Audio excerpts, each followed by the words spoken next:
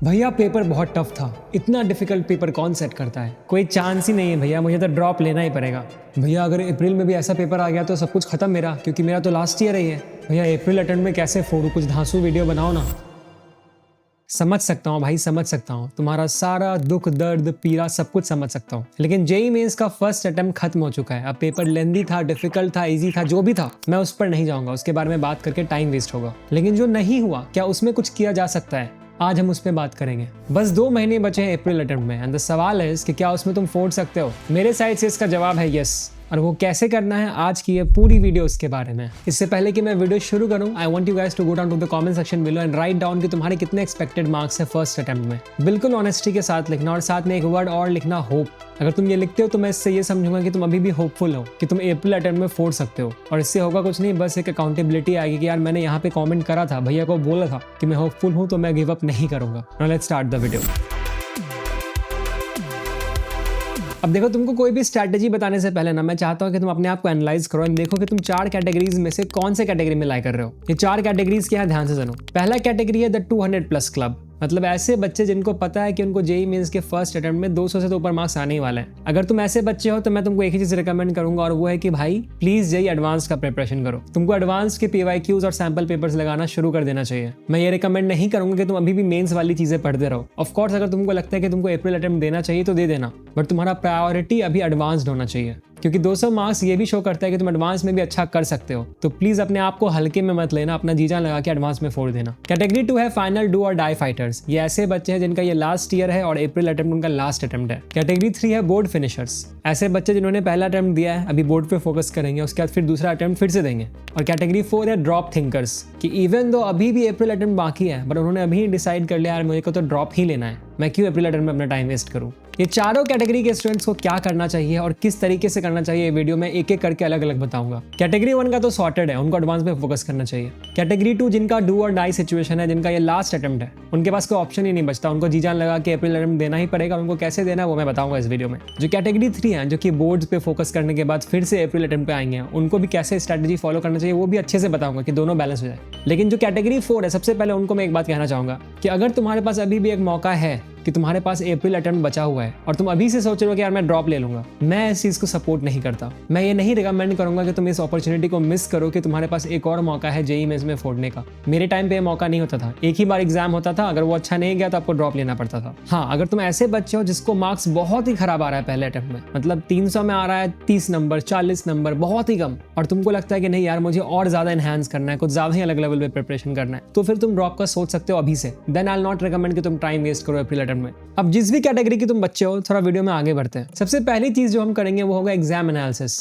मैंने हमेशा ये बोला है कि किसी भी एग्जाम को जब आप देने जाते हो तो जितना इंपॉर्टेंट एग्जाम को देना है, एग्जाम का प्रिपरेशन है, उतना ही इंपॉर्टेंट ये है कि आप कितने अच्छे से उस एग्जाम को समझते हो। अगर मैं बात करूं जेईई मेंस के दूसरे अटेम्प्ट की, तो ये तुम्हारे लिए इजी होने वाला है। 4 रीजंस हैं। नंबर 1, जो जनवरी के टॉपर्स है ना, वो ऑलरेडी एडवांस का प्रिपरेशन कर रहे होंगे। कितने टॉपर्स तो जेईई मेंस का दूसरा अटेम्प्ट देंगे भी नहीं, तो थोड़ा कॉम्पिटिशन तुम्हारा कम हो जाएगा। नंबर 2, जनवरी अटेम्प्ट के बाद में तुमको क्वेश्चन पेपर का डिफिकल्टी लेवल और ट्रेंड पता चल गया है, कौन से टॉपिक से ज्यादा क्वेश्चन आए थे, किस चैप्टर से क्वेश्चन ही नहीं आए। मार्केट में तुमको इस साल के सारे पेपर्स मिल जाएंगे, तुम उनको देखकर और अच्छे से एनालाइज कर सकते हो। नंबर 3, तुमको तुम्हारी गलतियों के बारे में पता चल चुका है कि कौन से ऐसे सब्जेक्ट्स, कौन से ऐसे टॉपिक्स हैं, कौन से ऐसे कॉन्सेप्ट्स और फॉर्मूलाज हैं जो कि तुम एग्जाम हॉल में भूल रहे थे। अब तुम दूसरी बार जब एग्जाम में जाओगे तुम इसके लिए प्रिपेयर्ड होकर जाओगे। एंड रीजन नंबर 4, तुम एग्जाम एनवायरनमेंट से वार्म्ड अप हो गए हो। तुमने पाठशाला बाय नोवा टेस्ट सीरीज पे कितना ही टेस्ट क्यों ना दिया हो, एक एक्चुअल एग्जाम ही होता है। एंड नाउ दैट तुमको पता है कि एग्जाम एनवायरनमेंट में कैसा फील होता है, आने वाले 2 महीनों में मैं चाहूंगा कि तुम जो हमारा टेस्ट सीरीज है पाठशाला बाय नोवा, वहां पे इतने सारे टेस्ट सीरीज दो और उसी माइंडसेट के साथ दो जो कि तुमको फर्स्ट अटेम्प्ट में फील हो रहा था, ताकि तुम दूसरे अटेम्प्ट में वो सेम गलतियां ना करो और वो प्रेशर तुम हैंडल कर पाओ, ताकि तुम ये सब कुछ अच्छे से अभी सिमुलेट कर पाओ। हम तुमको पाठशाला बाय नोवा टेस्ट सीरीज पे अभी 15% डिस्काउंट भी दे रहे हैं, जो कि सिर्फ 1 वीक के लिए अभी वैलिड है। लिंक डिस्क्रिप्शन में चेकआउट करना। ये तुम्हारे सेकंड अटेम्प्ट को और भी इजी बना देगा। और चलो ठीक है, ये समझ में तो आ गया कि हाँ सेकंड अटेम्प्ट मेरे लिए इजी होने वाला है, लेकिन वो सबके लिए इजी होने वाला है। मतलब परसेंटाइल जो है उसका गेम थोड़ा टफ होने वाला है इस बार। तो ऐसे में वो क्या चीज है जो कि तुमको आगे करेगी, वो चीज है स्ट्रैटेजी। क्या स्ट्रैटेजी फॉलो करना है, ध्यान से सुनो। सबसे पहली चीज तुमको करनी वो ये करना है कि तुमको एक पेन और पेपर लेना है और तुम्हारे हिसाब से तुमको जो भी सारी गलतियां लगती हैं जो कि तुमने जनवरी अटेम्प्ट में किया, चाहे वो माइंडसेट बेस्ड गलतियां हो कि हाँ मैं बहुत ज़्यादा पैनिक हो गया, या टेक्निकल गलतियां हो कि इस कॉन्सेप्ट का ये फॉर्मूला मैं भूल रहा था, या फिर एकदम बेफिजूल की गलतियां हो कि मैंने सुबह खाया नहीं तो मुझे एग्जाम हॉल में बहुत भूख लग रही थी, मैं फोकस नहीं कर पा रहा था। जितनी भी ऐसी गलतियां थी उन सबको लिखो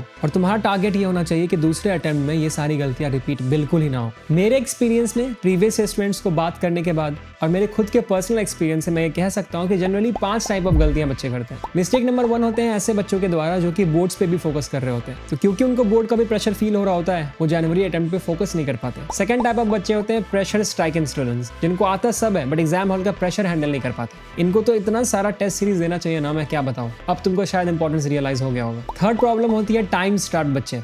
इनको भी सब कुछ आता है बट इनका स्पीड स्लो होता है, ये टाइम की वजह से, कैलकुलेशन की वजह से इनका खत्म ही नहीं होता पेपर। फोर्थ होते हैं फॉर्मूला फॉरगेटर्स, कि आता सब कुछ था बट भैया फॉर्मूला भूल गए ये वाला। और फिफ्थ होते हैं इनकम्प्लीट सिलेबस स्टूडेंट्स, जिन बेचारों को सिलेबस ही खत्म नहीं होता, चीजें आती ही नहीं है, पूरा पढ़ा ही नहीं तो क्या सॉल्व करेंगे। और इस वीडियो में मैं हर एक कैटेगरी के स्टूडेंट्स के लिए सोल्यूशन बताऊंगा। लेकिन इससे पहले कि मैं सोल्यूशन बताऊं, तुमको सबसे पहले एक चीज करनी चाहिए जो कि मैंने भी किया था अपने ड्रॉप ईयर में लास्ट के 2 महीनों में, एंड द थिंग वाज तुमको एक नया टाइम टेबल बनाना होगा। इतने दिन से जो तुम्हारा रूटीन चल रहा था ना, it needs to be changed according to the situation right now. Suppose कि तुम इस साल बोर्ड्स भी दोगे तो तुमको हफ्ते में 1 या 2 दिन निकालना पड़ेगा बोर्ड्स की चीजों के लिए, और तुमको हफ्ते में 2 से 3 बोर्ड्स का भी सैंपल पेपर सॉल्व करना पड़ेगा। हाँ, अगर तुम ऐसे बच्चे हो जिसका बोर्ड्स का कोई टेंशन ही नहीं है इस बार, तो तुम जेई स्पेसिफिक एक रूटीन बनाओ, जेई स्पेसिफिक एक प्लान बनाओ, और ये जो तुम प्लान बनाओगे वो अपने गलतियों को एनालाइज करने के बाद बनाओगे। प्लान से मेरा मतलब है टाइम टेबल। अब क्या स्ट्रैटेजी फॉलो करनी है वो अलग अलग टाइप ऑफ बच्चों के लिए मैं एक एक करके बता रहा हूँ। तुम अपने पार्ट पे स्किप करके अपने प्रॉब्लम को सॉल्व कर सकते हो। स्टूडेंट कैटेगरी 1 बोर्ड बैलेंसर्स, जिनको बोर्ड भी मैनेज करना है और जेई मेंस का सेकंड अटेम्प्ट भी। मेरा पहला एडवाइस ये होगा कि तुम्हारा 60% फोकस बोर्ड्स पे होना चाहिए और 40% जेई पे। करना क्या है ध्यान से सुनो। पहले 6 से 7 दिन पूरा अपने बोर्ड्स को दो, in depth concept revision, topic wise weightage के हिसाब से क्वेश्चंस प्रैक्टिस करो एंड फॉर्मूला रिवाइज करो। अब इससे होगा क्या, जो भी कॉन्सेप्ट या फिर फॉर्मूला तुम रिवाइज करोगे वो तुम्हें डायरेक्टली हेल्प करेगा जेई के कॉन्सेप्ट रिवीजन के लिए भी। उसके बाद हफ्ते में कम से कम 3 से 4 दिन एक प्रॉपर टाइम टेबल बना के बोर्ड के PYQs बनाओ, नॉट सैम्पल पेपर्स, PYQs। क्योंकि PYQs बना के तुमको ये समझ में आ जाएगा कि कौन से सबसे इंपॉर्टेंट टॉपिक्स है, कहाँ से क्वेश्चंस हर बार रिपीट हो रहे हैं, और इससे तुम्हें मोस्ट प्रोबेबल क्वेश्चंस का पता चल जाएगा। क्योंकि बोर्ड का exam it's not like JEE mains जहाँ पे मैं बोलता हूँ पूरा सिलेबस खत्म करोगे तो फायदा होगा। बोर्ड्स में ऐसा होता है कि 80% सिलेबस ऐसा होता है जहाँ से तुमको मैक्सिमम क्वेश्चंस आते हैं। तो अगर तुमको वो 80% सिलेबस को तुमने अच्छे से कर लिया तो बोर्ड में ऑटोमेटिकली तुम बहुत बच्चों से बहुत आगे निकल जाओगे। अब वो 80% टॉपिक्स क्या है जिससे कि मैक्सिमम क्वेश्चंस आते हैं वो तुमको पता चलेगा जब तुम PYQ सॉल्व करोगे। नाउ एक बार ये हो जाए तो you can simultaneously start focusing on JEE के सैंपल पेपर्स एंड PYQs बनाना, टेस्ट सीरीज बनाना। बट बोर्ड्स के लिए प्रिपरेशन छोड़ना मत, दोनों को साथ में बैलेंस करना। वंस अगेन दोनों जेई और बोर्ड्स के लिए आपको PYQs को प्रायोरिटी देनी है, NCERT को प्रायोरिटी देना है और टेस्ट्स को प्रायोरिटी देना है। अगर तुमने ये 3 चीज अच्छे से कर ली ना भाई तो फोड़ दोगे बोर्ड्स को भी और जेई को भी। Let's talk about student category 2 and 3, pressure stricken students and time strapped students. ऐसे बच्चे जिनको चीजें आती थी बट बहुत प्रेशर हो गया एग्जाम हॉल में क्योंकि घबरा गए, सेम कैलकुलेशन में ज्यादा टाइम लगने लगा। इससे पहले कि मैं तुम्हें क्या करना है उसका सोल्यूशन बताऊं, मैं तुमको एक बात बताना चाहता हूं कि अप्रैल अटेम्प्ट में ना अच्छा करने के सबसे ज्यादा चांसेस तुम्हारे हैं, क्योंकि तुमको चीजें आती हैं। तुमको बस कुछ बेसिक चीजें अपने माइंडसेट में डालनी है, अपने तरीकों में डालनी है, ताकि तुम्हारा वो फियर कम हो जाए, ताकि तुम प्रेशर को हैंडल कर सको। और वो मैं तुमको भी बताऊंगा।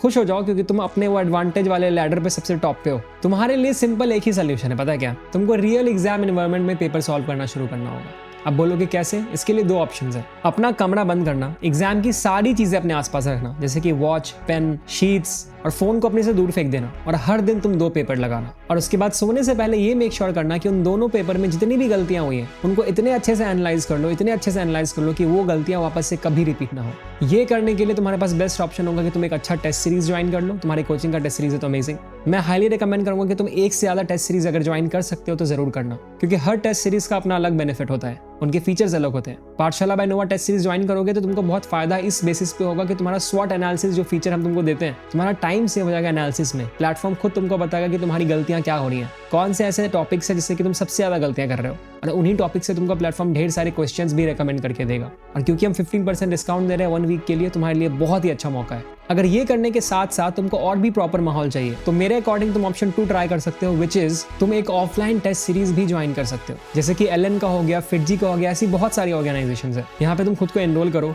अपने ऑफलाइन एग्जाम सेंटर पे जाओ और प्रॉपर एग्जाम वाला टेम्परामेंट के साथ टेस्ट दो। ये एक्सपीरियंस ने तुम्हारे एग्जाम हॉल एंग्जाइटी को बहुत कम कर देगा और तुम्हारी इफिशियंसी बढ़ाने में बहुत ज्यादा हेल्प करेगा। तो तुमको definitely offline test series try करनी ही चाहिए। तुमको एक प्रो टिप भी मैं देता हूँ, पेपर के ट्रेंड को अच्छे से एनालाइज करके ना कुछ स्पेसिफिक टॉपिक जो कि तुमको दिख रहा है बार बार आ रहे हैं या फिर तुम बार बार गलतियां कर रहे हो, उनके ना कुछ छोटे ट्रिक्स भी प्रैक्टिस कर लो, ताकि वो चीज अगर दोबारा आए तुम ट्रिक से उसको सॉल्व कर लो तुरंत में। Now comes category 4 students, formula forgetters. तुम ऐसे बच्चे हो जो कि मैक्सिमम क्वेश्चन अटेम्प्ट नहीं कर पाया क्योंकि तुमको चीजें याद ही नहीं थी, फार्मूला तुम भूल गए थे। देखो तुम्हारे लिए स्ट्रांगली रिकमेंड मैं बस एक चीज करूंगा, तुमको एक माइंड मैप या फिर शॉर्ट फार्मूला शीट टाइप कुछ बनाना चाहिए और उसको कंटिन्यूअसली रिवीजन करते रहना चाहिए। आइडियली तुमको खुद का फार्मूला शीट और माइंड मैप बनाना चाहिए, बट क्योंकि टाइम बहुत कम है तुमको इंटरनेट पे आसानी से चैप्टर वाइज माइंड मैप्स मिल जाएंगे, तुम उनको ले सकते हो। वंस अगेन रिवीजन बस एक ही जगह से लेकिन करना। अगर तुमने एक माइंड मैप का शीट याद कर लिया है तो बार बार उसी को गो थ्रू करना, उसी को मार्क करना। साथ में ऑफ कोर्स तुमको पीवाईक्यूज और सैंपल पेपर का प्रैक्टिस करते रहना है, ताकि जब बार बार सेम कॉन्सेप्ट तुम्हारे सामने आए तुम उसको भूलो ना। Now comes category number 5 students, इनका सिलेबस खत्म नहीं हुआ है। भैया मेरा सिलेबस ही खत्म नहीं हुआ है, क्या मैं 200 के ऊपर मार्क्स ला सकता हूँ? The answer is yes, but the way forward is आपको स्मार्ट प्रिपरेशन करना पड़ेगा। अब स्मार्टली ये कैसे कर सकते हैं, ध्यान से सुनो। 3 चीजें।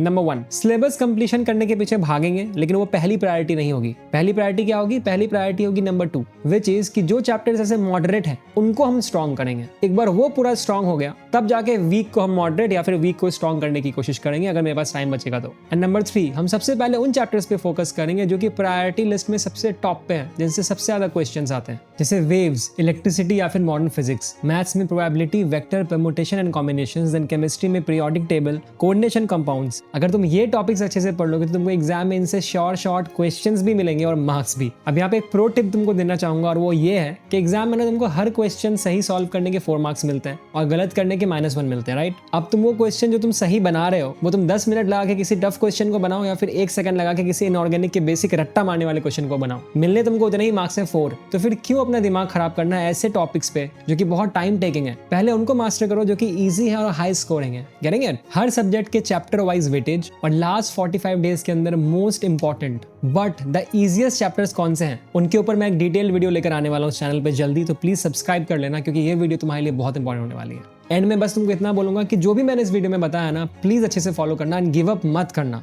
ऑल्सो प्लीज डोंट फॉरगेट कि जो हमारा 15% का डिस्काउंट पाठशाला बाय नोवा टेस्ट सीरीज पे हम दे रहे हैं वो अगले 1 वीक तक ही है, तो उसको अवेल करो और फायदा उठाओ ताकि तुम अप्रैल अटेम्प्ट में जेन्युइनली अच्छे से जा पाओ, प्रिपेयर्ड होकर जा पाओ और उसमें तुम्हारा ये टेस्ट सीरीज बहुत ज्यादा हेल्प करेगा। सिर्फ तुम्हारे अकेले के लिए आएगा क्या? वो सबके लिए टफ होगा। तुम बस ये कर सकते हो कि तुम बाकी लोगों से आगे बढ़ जाओ। तो टाइम वेस्ट बिल्कुल मत करना, जितना ज्यादा हो सकता है उतना अच्छे एफिशिएंसी के साथ पढ़ाई करना और अपना जी जान लगा देना। Thank you so much for watching, this is Eclipse Nova signing off. Please check out Pathshala by Nova test series right now क्योंकि तुम्हारे फायदे के लिए है वो। धन्यवाद।